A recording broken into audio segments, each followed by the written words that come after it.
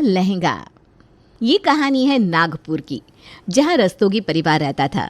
परिवार का मुखिया था संजय और संजय के साथ उस घर में रहती थी उसकी पत्नी गीता, बड़ा बेटा विनीत, बड़ी बहू ममता, छोटा बेटा राजीव और सबसे छोटी एक बेटी ऐश्वर्या। ऐश्वर्या का नाम उन्होंने अभिनेत्री ऐश्वर्या के नाम पर नहीं रखा था पर वो बेहद खूबसूरत थी। ऐश्वर्या, अरे ओ ऐश्वर्या, कहाँ है बेटा तू? हाँ मम्मी, क्या बात है बताओ। कमरे से चिल्ला रही है, ये नहीं कि बुला रही हूँ तो बाहर आए। अरे एक मिनट मम्मी, कुछ काम कर रही हूँ। क्या काम कर रही है, मैं भी तो देखूं। गीता ऐश्वर्या के कमरे में पहुंची तो पता चला कि वो आईने के सामने खड़ी लिपस्टिक लगा रही थी। वाह, ये ज़रूरी काम है तेरा। अरे मम्मी, खूबसूरत दिखना बहुत ज़रूरी है। तेरे जैसा खूबसूरत ना हमारे मोहल्ले में कोई है, ना हमारे ख़ानदान में कोई है, और मुझे लगता है ना पूरे नागपुर शहर में है। तो 24 घंटे आईने के सामने खड़े रहने की और सजने संवरने की ज़रूरत नहीं है, समझ रही है? हाँ मम्मी, मुझे पता है कि मैं सबसे खूबसूरत हूँ, लेकिन खूबसूरती को मेंटेन भी तो करना पड़ता है। जिन पेड़ों को पानी नहीं दिया जाता वो सूख जाते हैं। ओहो, क्या बात है ऐश्वर्या, फिलॉसफी। बस फिलॉसफी ही झाड़ती रहेगी, ये काम तो इससे कोई होगा नहीं। क्या काम है मम्मी, बताओ ना। आप तो बस ताने देना शुरू कर देती हो। क्या काम है मतलब? तेरे भाई की शादी है और तू पूछ रही है क्या काम है? शादी वाले घर में कोई एक काम होता है क्या? कमरे से बाहर निकल, 1000 काम मिल जाएंगे। अरे मम्मी, भैया की शादी में अभी 1 हफ्ता बाकी है। 1 हफ्ता तो ऐसे बोल रही है जैसे 1 साल हो। तभी वहाँ संजय, विनीत और राजीव भी आ गए। क्या बात है भाई, क्यों मेरी बच्ची को परेशान किया जा रहा है? आपकी बच्ची को कोई भला परेशान कर सकता है? यही सबको परेशान करती है। ये बात तो सही है। हाँ, कुछ भी क्या, भैया सही कह रहा है। आप कुछ ना बोलो, वरना मैं आपकी शादी में नहीं आऊंगी। हाँ तो मत आओ। पापा देखो ना भैया क्या बोल रहे हैं। तुम सब मेरी बच्ची को परेशान करना छोड़ दो, वरना बहुत पीटोगे। चलो जाओ, अपना अपना काम करो। हम अपना काम कर लेंगे, अपनी लाडली को भी कुछ काम दे दो। ठीक है, जाओ ऐश्वर्या, अपनी भाभी के साथ शॉपिंग करके आओ। तुम्हें लहंगा लेना है ना? हाँ चलो ना ममता भाभी। ऐश्वर्या और ममता बाजार जाने के लिए तैयार होकर निकल गई। रास्ते में ममता ने देखा कि ऐश्वर्या का मूड बहुत अच्छा है। ऐश्वर्या, ऐसा लग रहा है जैसे तू बाजार नहीं किसी रैंप वॉक पर जा रही है। भाभी, बाजार में भी मॉडल्स जैसा दिखना चाहिए। हो सकता है कोई बड़ा डिज़ाइनर मुझे नोटिस कर ले। हाँ, और फिर तुझे सीधा पेरिस बुला ले। क्यों नहीं, मैं तो बस तैयारी कर रही हूँ। दोनों हंसते बोलते रास्ते में एक आइसक्रीम वाले के पास रुक गई। ऐश्वर्या, आइसक्रीम खाएगी? नहीं भाभी, डाइट पर हूँ। अरे छोड़ ना, शादी के बाद डाइटिंग कर लेना, अभी तो जी भर के खा।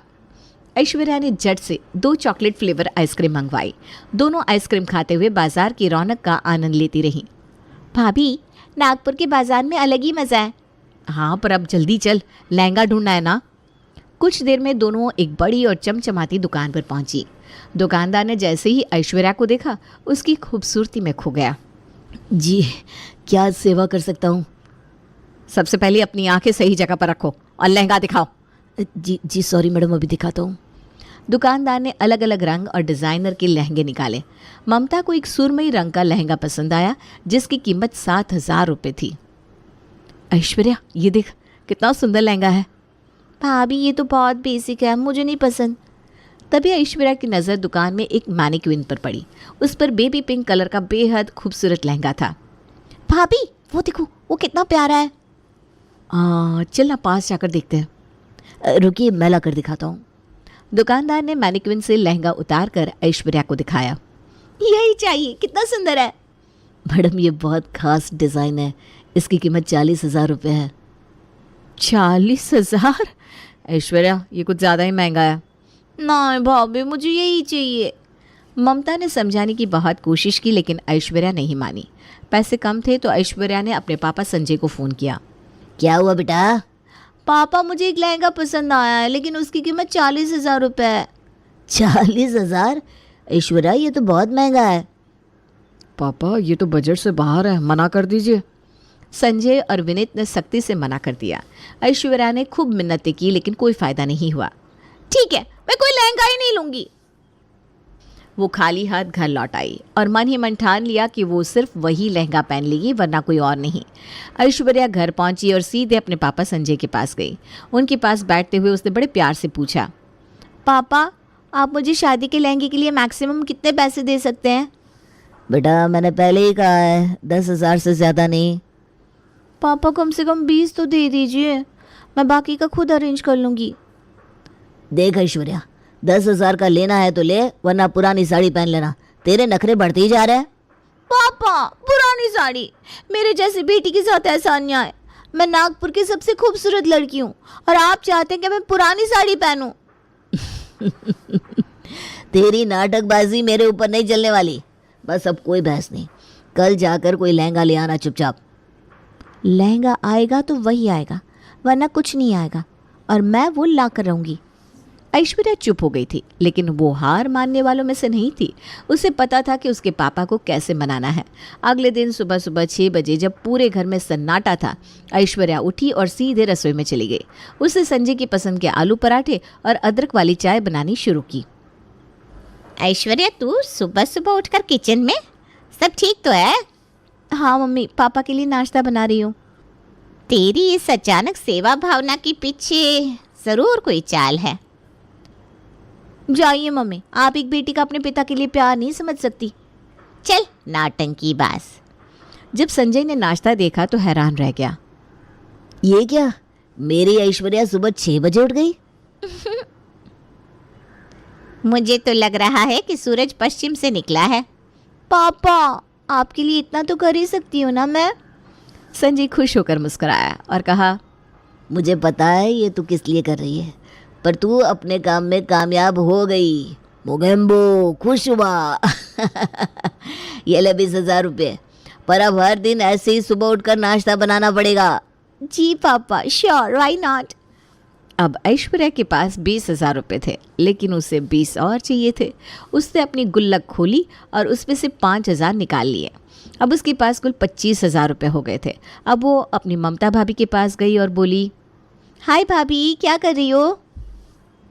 मस्का मत लगा, मुझे पता है तू किसी काम से आई है। क्या काम है? मैं अपना कोई काम करवाने नहीं, बल्कि आपका काम करने आई हूँ। आपको किसी काम में मेरी मदद चाहिए तो बताइए। ये तेरा क्या नया खेल है? हाँ, अरे हाँ, मेरे पास एक काम है तेरे लिए। मुझे मेकअप पे ना बहुत दिक्कत होती है। कौन से कपड़ों के साथ कौन सा लिपस्टिक शेड लगाओ समझ में ही नहीं आता, और आई लाइनर मेरे लिए बुरे सपने जैसा है। तू तो मेकअप की मास्टर है, अगर तू मुझे सिखा देगी तो काम बन जाएगा। हाँ हाँ, क्यों नहीं। शादी के बाद तक मैं आपकी हर फंक्शन में पूरी मदद करूँगी, एकदम मॉडल बना दूँगी। पर इसकी फ़ीस लगेगी। फ़ीस? अब तो फ़ीस लेगी मुझसे? हाँ भाभी, क्योंकि मैं प्रोफेशनल काम कर रही हूँ। अच्छा बाबा, क्या है तेरी फ़ीस? वैसे तो 10,000 है, लेकिन आप घर वाली हो तो 5,000 दे देना। ममता उसकी बातों पर हंसते हंसते मान गई। ऐश्वर्या को 5,000 रुपये दे दिए। अब उसके पास कुल 30,000 रुपये हो गए थे। अब ऐश्वर्या अपनी माँ गीता के पास गई। मम्मी, मुझे नानी के घर जाना है। क्या? शादी में सिर्फ 6 दिन बचे हैं और तुझे नानी के घर जाना है? हाँ मम्मी, चलो ना। गीता ने अनमने मन से उसकी बात मान ली। नानी के घर पहुंचने पर ऐश्वर्या ने अपनी नानी से खूब प्यार से बातें की। विदाई के वक्त नानी ने उसे 1,000 रुपये दिए और मामा ने भी खुशी खुशी 1,000 रुपये दे दिए। अब उसके पास थे 32,000। अच्छा बेटा, अब मुझे समझ में आया तुझे नानी के घर क्यों आना था। अरे मम्मी, कैसी बात कर रही हैं? ये तो नानी और मामा का प्यार है। जब वो घर वापस पहुंचे तो पता चला कि संजय के दोस्त घर आए हुए हैं। ऐश्वर्या फौरन उनके पास जाकर बैठ गई, क्योंकि उसे पता था कि ये जब जाएंगे तो पैसे देकर जाएंगे। ऐश्वर्या, ये क्या, तुम मेहमानों के साथ बैठी है? पक्का इस लड़के को बुखार है, क्योंकि कल तक जो मेहमानों से भागती थी आज ये खुद आकर बैठ गई। या तो इसके सर पर चोट लगी है या फिर इसके दिमाग में कोई योजना चल रही है। भैया अंकल, आप मेरे घर वालों की बातों पर ध्यान मत दीजिएगा, दे आर हेटर्स। तू तो बहुत जॉली है बिटिया। सो तो मैं हूँ। ऐश्वर्या ने उनसे खूब बातें की, उनकी तारीफ़ें की और माहौल खुशनुमा बना दिया। संजय के दोस्त जाते वक्त उसे 1,000 रुपये दे गए। अब उसके पास थे कुल 33,000। 33,000 तो हो गए, अब सिर्फ 7,000 और चाहिए, फिर मैं अपना सपना पूरा कर लूँगी। अब ऐश्वर्या के पास सिर्फ 7,000 की कमी थी। उसने निश्चय किया कि इस बार अपने भाई राजीव से मदद मांगेगी। सीधा उसके कमरे में पहुंची और धीरे धीरे आवाज़ में कहने लगी, भैया मैं आपकी छोटी बहन हूँ ना। हाँ तू मेरी बहन है, ये क्या नया सवाल है? और मैं आपकी प्यारी बहन हूँ, है ना? हाँ है तो, पर तू ये बार बार क्यों पूछ रही है? भैया अगर मुझे किसी चीज़ की ज़रूरत पड़े तो आप मेरी मदद करेंगे ना? अरे तेरी मदद क्यों नहीं करूँगा बहना, बोल क्या चाहिए? भैया मुझे 7,000 रुपये चाहिए। राजीव को ये सुनकर थोड़ा झटका लगा। 7,000? इतने पैसे क्यों चाहिए तुझे? भैया आपकी शादी के लिए मैंने एक लहंगा देखा है, वही लेना चाहती हूँ। सोचिए आपकी इकलौती बहन आपकी सालियों के सामने फीकी लगेगी तो आपको कैसा लगेगा? क्या? अरे भैया अगर आपकी बहन दूसरों के सामने बेसिक कपड़े पहनेगी तो लोग क्या कहेंगे? वो कहेंगे राजीव अपनी बहन का ख्याल नहीं रखता। अरे पर भैया मैं आपसे कभी कुछ नहीं मांगती, सिर्फ इस बार मेरी मदद कर दीजिए। ऐश्वर्या ने ऐसा नाटक किया कि राजीव का दिल पिघल गया। उसने अपनी जेब से 10,000 रुपये निकालकर ऐश्वर्या को दे दिए। ये ले, अब खुश? भैया आप दुनिया के सबसे अच्छे भाई हैं। ऐश्वर्या की खुशी का ठिकाना नहीं था। अब उसके पास पूरे 40,000 रुपये हो चुके थे। ऐश्वर्या उसी वक्त सारे पैसे लेकर लहंगे की दुकान पर पहुंची। उसने वही लहंगा खरीदा जो उसे पसंद था। उसे ऐसा लग रहा था जैसे उसे कोई बहुत बड़ी जंग जीत ली हो। मैडम ये लहंगा आपकी पर्सनालिटी को और भी खूबसूरत बना देगा। मुझे पता है, tell me something I don't know. उसने लहंगे को एक बड़े बैग में रखा और घर पहुंची ताकि किसी को पता ना चले कि उसने कौन सा लहंगा खरीदा है। अब जब शादी का दिन आया तो ऐश्वर्या ने अपना लहंगा पहना और तैयार होकर बाहर आई।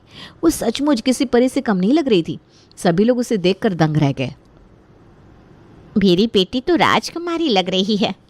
लगता है आज बहुत से लड़कों को हार्ट अटैक आने वाला है। चुप रहिए, ऐसा कुछ मत बोलिए। ये तो वही लहंगा है ना? यस, मैं जो चाहती हूँ पाती हूँ। वो सब बारात में पहुंचे और वहाँ ऐश्वर्या ने अपने लहंगे का खूब दिखावा किया। हर किसी से जाकर उसने अपनी तारीफें बटोरी। ऐश्वर्या ये लहंगा कहाँ से लिया? अरे ये खास डिज़ाइनर का है, बहुत ही लिमिटेड एडिशन है। पता था, ये तो सबसे अलग दिखने की पूरी कोशिश करेगी। ऐश्वर्या लड़कियों की जलन देखकर अंदर ही अंदर बहुत खुश हो रही थी। उसने शादी में जमकर मस्ती की। शादी तो निपट गई और गौरी रस्तोगी परिवार की छोटी बहू बनकर आ गई। लेकिन फिर शादी के कुछ दिन बाद उन्हें गौरी के घर डिनर पर जाना था। अरे आज मैं क्या पहनूं, कुछ समझ में ही नहीं आ रहा। ऐश्वर्या वही 40,000 का लहंगा पहन लो, कम से कम पैसे तो वसूल हो जाएंगे। पापा डिनर पर लहंगा? कोई डिनर पर लहंगा पहन कर जाता है क्या? अरे जब इतना महंगा लहंगा लिया है तो इसे पहनने में क्या बुराई है? पापा अगर मैंने डिनर पर ये लहंगा पहन लिया ना तो वहाँ के लोग सोचेंगे कि मैं कोई रैंप वॉक करने आई हूँ। बेटा एक बार पहनने में क्या जाता है? मम्मी मेरी इज्जत का सवाल है। डिनर पर लहंगा पहनना मतलब खुद का मजाक बनाना। आखिरकार सबने हार मान ली और ऐश्वर्या एक सूट पहनकर डिनर पर चली गई। अब उसका लहंगा अलमारी में बड़े आराम से रखा था। लेकिन घर वालों की परेशानी ये थी कि इतने महंगे लहंगे का इस्तेमाल सिर्फ एक दिन के लिए हुआ। कुछ दिनों बाद ऐश्वर्या के कजिन की शादी का न्योता आया। जैसे ही ये खबर घर में फैली, सबके बीच कपड़ों की चर्चा शुरू हो गई। ऐश्वर्या तेरे पास तो अब एकदम परफेक्ट लहंगा है, वही 40,000 वाला पहन ले।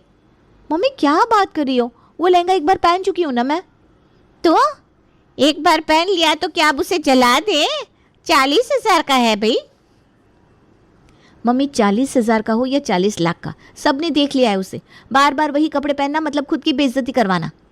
अरे इतने महंगे लहंगे का ये हाल है, पैसे की कीमत समझो भाई।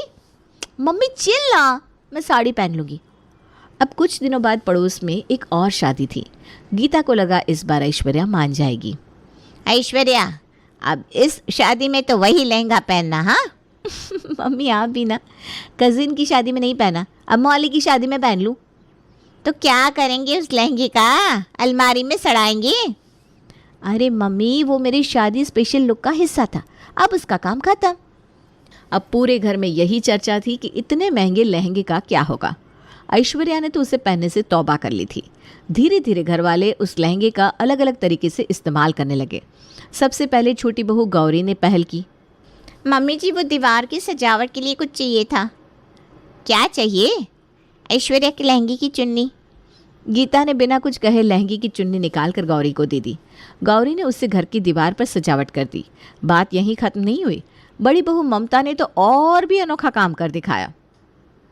इस लहंगे का ब्लाउज तो बहुत ही खूबसूरत है, इसे अपनी साड़ी के साथ पहनकर देखती हूँ। ममता ने लहंगे का ब्लाउज पहनकर साड़ी के साथ ऐसा लुक तैयार किया कि पूरे घर में हंसी का माहौल बन गया। भाभी ये क्या कर रही हो? अरे तुम्हारा लहंगा तो मल्टीपर्पज़ है। सब ममता का नया लुक देखकर खूब हंसे। उसी शाम पड़ोस के बच्चे उनके घर आए और बोले, आंटी हमारे क्राफ्ट के प्रोजेक्ट के लिए कुछ सजावटी सामान चाहिए, आपके पास है क्या? गीता को कुछ याद नहीं आया, लेकिन ऐश्वर्या का लहंगा उसकी आंखों के सामने आ गया। उसने लहंगे में से सितारे और नाग निकालकर बच्चे को दे दिए। आंटी ये तो बहुत सुंदर है। बच्चे खुशी खुशी चले गए। अब उसके लहंगे का अलग अलग हिस्सों में इस्तेमाल होने लगा। इसी बीच एक दिन ऐश्वर्या की बचपन की सहेली रिया उससे मिलने आई। बातचीत के दौरान रिया ने ऐश्वर्या से उसका लहंगा मांगा। ऐश्वर्या, सुना है तूने शादी में 40,000 का लहंगा खरीदा था। अब मेरी बहन की शादी है तो मुझे भी पहनने को दे देना। अरे दे तो दूँ, पर मेरा लहंगा कहाँ रखा है मुझे याद ही नहीं है। रुक मैं ढूंढती हूँ। ऐश्वर्या ने अलमारी खंगाली, लेकिन लहंगा नहीं मिला। फिर उसने पूरे घर में लहंगे की खोज शुरू की, और जब उसने देखा कि उसका लहंगा घर की सजावट और बाकी कामों में इस्तेमाल हो रहा है तो वो दंग रह गई। मम्मी ये क्या कर दिया आपने? मेरा 40,000 का लहंगा दीवार की सजावट में इस्तेमाल हो रहा है, और लहंगे पर से सारे सितारे और नग कहाँ गए? बेटा वो तो पड़ोसी के बच्चे ले गए क्राफ्ट के लिए। क्या? अरे जब तूने खुद तय कर लिया था कि इसे दोबारा नहीं पहनना, तो इसे किसी के काम तो आना चाहिए ना। इतने में ममता भी वहाँ आ गई। ऐश्वर्या, 40,000 का लहंगा तूने एक बार भी सही से इस्तेमाल नहीं किया। कम से कम घर के कामों में तो आ रहा है। ननद जी मेरी तो शादी का लहंगा था, फिर भी मैंने अब तक 3 बार पहन लिया, और आप? ऐश्वर्या, तेरे 40,000 के लहंगे की कहानी तो बहुत ही मज़ेदार है। ऐश्वर्या को अपनी गलती का एहसास हुआ। उसने सोचा कि अगर उसने लहंगे का सही इस्तेमाल किया होता तो ये दिन देखने को नहीं मिलता। अब उसे वाकई पछतावा हो रहा था।